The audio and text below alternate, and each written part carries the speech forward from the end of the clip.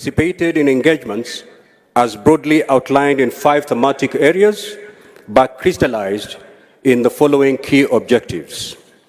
1, to assess and propose measures that county governments can adopt to enhance transformative service delivery for improved citizens' livelihoods and a stronger business environment. 2, examine the benefits of adopting technology and digitization and the potential impact on economic development and discuss strategies for promoting innovation and digital transformation in the devolved context.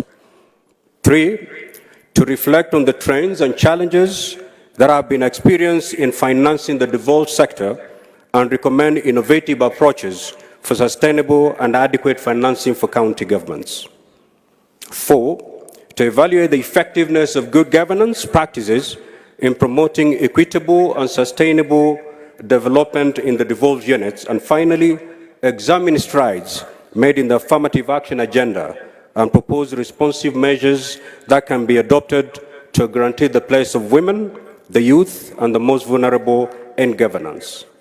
These constitute the thought-provoking concepts we discussed and interrogated during the plenary and breakaway sessions, culminating in practical steps that we need to take with clear timelines and mechanisms for evaluation and impact assessment.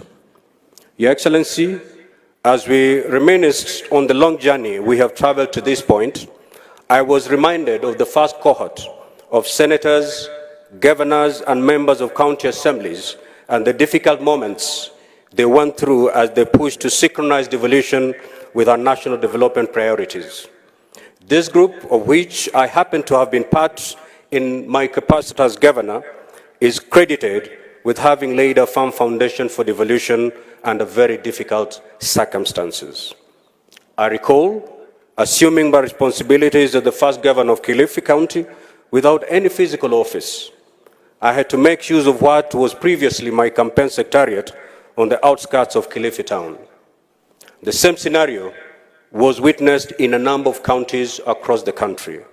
But today, our counties boast of good office space for governors and staff and state-of-the-art assembly premises, enabling them to serve Kenyans better. The pioneer senators, too, were not left out.